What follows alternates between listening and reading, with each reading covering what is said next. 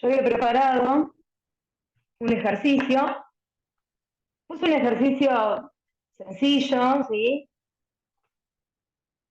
Una empresa, Daniel Walker, Gorbacho y compañía, Sociedad Anónima, responsable inscrito en el IVA, tiene la fecha de cierre de ejercicio en el mes de noviembre de cada año y desarrolla la siguiente actividad, que es producir y vender calzados deportivos. Entonces, puse una serie de operaciones. Puse por un lado ventas e ingresos del mes, cuando quieran andar, ¿sí? Que en la clase 7 nosotros vamos a ver que las ventas, cuando nosotros vendemos, se origina débito fiscal. ¿Qué significa, el débito fiscal? Significa el impuesto, ¿sí? El IVA que le cobramos a las personas que le vendemos, ¿sí? Eso es el débito fiscal. Entonces, las ventas generan débito fiscal. Acá yo ya simplifiqué el cálculo, ¿sí?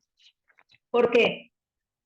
Porque ya discriminé el IVA de cada operación, ¿sí? Entonces, todo lo que está acá discriminado, dice, se vende una máquina a Constanza S.A., categorizada como responsable inscripto en el IVA, facturando un precio de 2.000 y un IVA de 540. Entonces, ahí yo ya discriminé. Esto es el débito fiscal.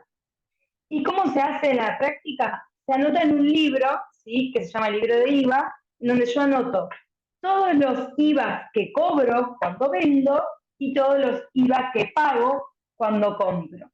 Y en base a eso determino una diferencia que me va a decir si tengo que entregarle un saldo al Estado o si tengo un saldo a favor. Entonces, vendemos una maquinaria que como es parte de la operatoria de la empresa y la desafectamos para la venta, ese IVA de débito fiscal lo tengo que tomar. Después vendemos zapatillas deportivas de mujer y tenemos este IVA que cobramos a las personas que le vendemos esa zapatilla, y zapatillas de hombre y le cobramos este IVA. Entonces, todo eso que yo marqué con amarillo, ¿sí? Es el débito fiscal, ¿sí? Todo esto. Acá me quedó como subrayado además. Entonces, el débito fiscal va a ser igual a ¿qué? A ver si me andan igual. Porque se me rompió el teclado. Bueno, no importa. Es igual a los 540 más los 3.780 más los 2.856. Que eso me da como resultado, ¿sí? A ver, vamos a hacer en la calculadora. Acá. Me da como resultado 7.176. Eso es el débito fiscal. Lo reservo y me voy a fijar lo que son las compras y gastos del mes. Esto me genera crédito fiscal, es decir, es el IVA que yo ya pagué. Le pagué a la persona que le compré, ¿sí? Entonces, acá, por ejemplo, compra materiales utilizados para embalar los calzados, el precio es de 11.000 y el IVA que paga es de 2.200. Después compra materiales para fabricar esas zapatillas deportivas, tiene el precio neto y discriminado el IVA. Y por último compra los cordones, ¿sí? Y tiene acá paga de IVA 2.800. Entonces, las compras generan lo que se llama el crédito fiscal, ¿sí? En este caso, vamos a marcar acá, tendríamos 2.200 más 3.000 más 2.800. Entonces, tenemos 8.000 pesos de crédito fiscal. ¿Qué hacemos después? Comparamos el débito fiscal, le ponemos de este, con el crédito fiscal. ¿Qué sucede? Si el débito fiscal es mayor al crédito fiscal, Entonces, nosotros tenemos que ingresar la diferencia al Estado. ¿Por qué? Porque cobramos más IVA del que pagamos. En cambio, si el débito fiscal es menor al crédito fiscal, entonces tenemos un saldo a favor.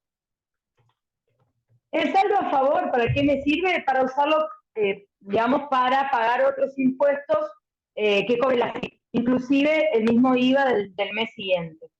En este caso, si restamos el débito fiscal es 7.176 y el crédito fiscal es 8.000.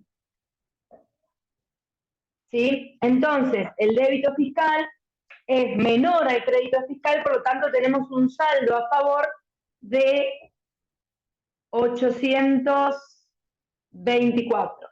Si mal no, sí, 824 pesos. Entonces, acá en este caso tenemos un saldo a favor, ¿sí? ¿Por qué tenemos un saldo a favor? Porque el crédito fiscal, el crédito fiscal es mayor al débito fiscal o el débito fiscal es menor al crédito, ¿sí? Así, muy brevemente, digamos, funciona el IVA. Tiene otras particularidades, por supuesto, que acá yo ya le estoy discriminando el IVA cuando en la actividad o en la liquidación real lo que tenemos que hacer es ver cuál es el valor que agregó esa actividad, digamos, esa actividad al producto. Y sobre eso se calcula el IVA, ¿sí? Esa es la principal diferencia. Pero acá lo importante, lo que me interesa rescatar es esta parte.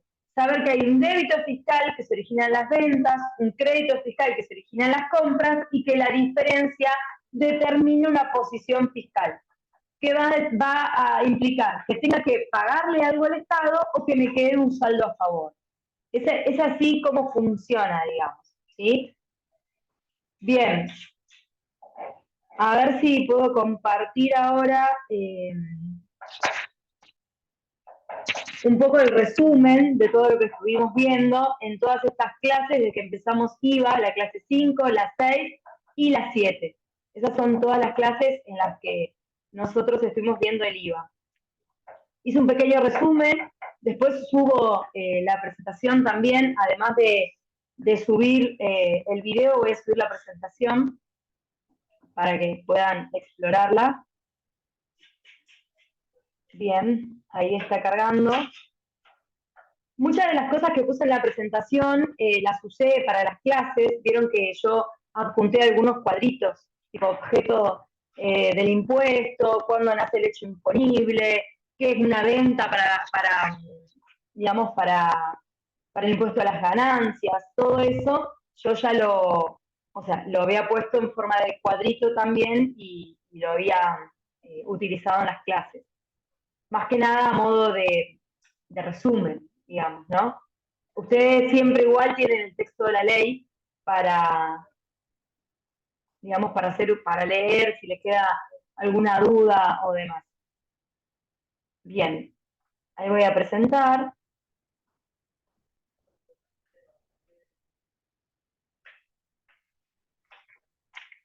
Bien.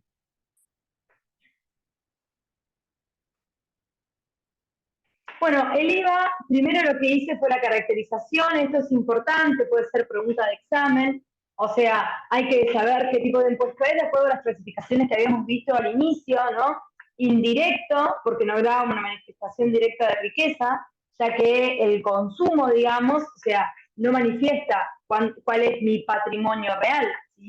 Y además, en general, las personas que menos tienen gastan más en consumo en proporción, porque todo su ingreso lo destinan al consumo.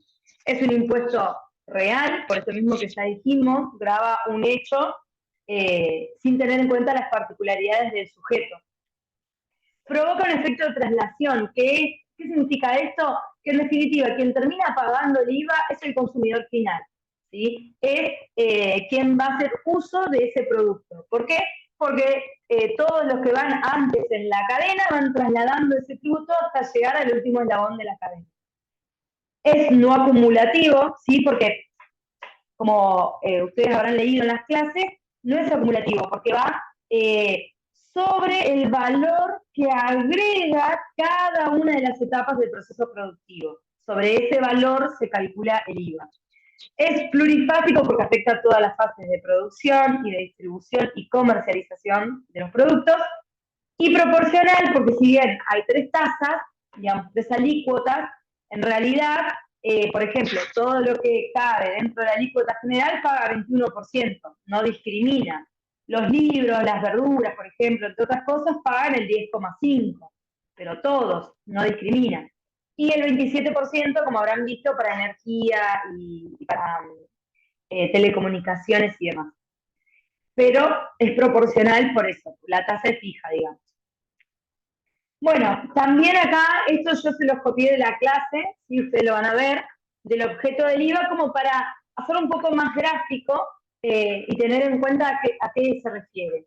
Básicamente lo que tiene que quedar claro de esto es que siempre se trata de ventas de cosas muebles o obras, locaciones o prestaciones de servicios que pueden estar hechas dentro del país, digamos, o sea, que todo el acto, la producción y todo sucede dentro del país, o que puede ser que lo haga alguien que está en el exterior, pero los efectos de esa prestación o de ese bien mueble o de lo que sea, se den dentro del territorio del país. Acá están todos como bien detalladitos, pero lo importante es eso. La ley va a definir qué es cosa mueble, qué es locación o prestación, obra, servicios, y va a definir qué es venta, ¿sí? Después lo vamos a ver aparte.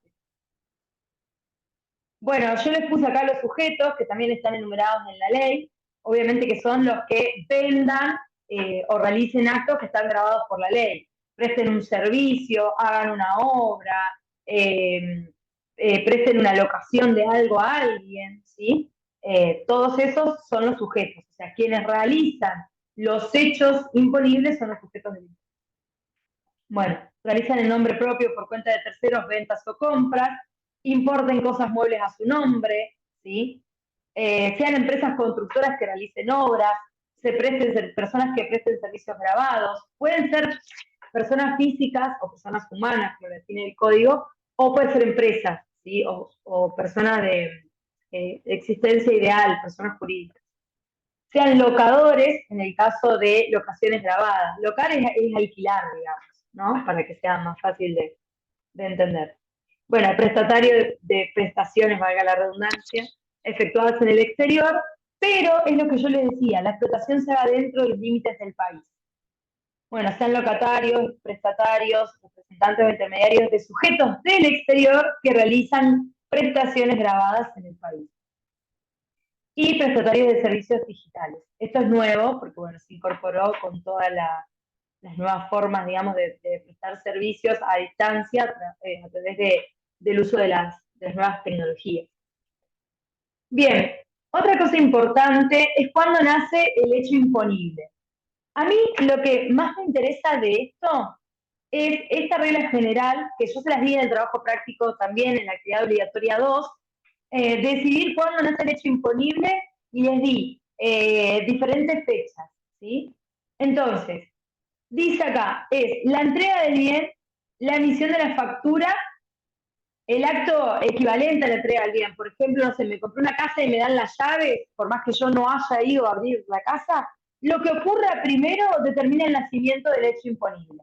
Entonces, cuando vean en el trabajo práctico, que no sé, que el 10 de marzo se emitió la factura, que el 15 de marzo se entregó el bien, que el 18 de marzo se pagó el bien, en realidad el nacimiento del hecho imponible es el día que se facturó, ¿sí? ¿Por qué? Porque la emisión de la factura, la entrega del bien, lo que ocurra primero es lo que determina la fecha.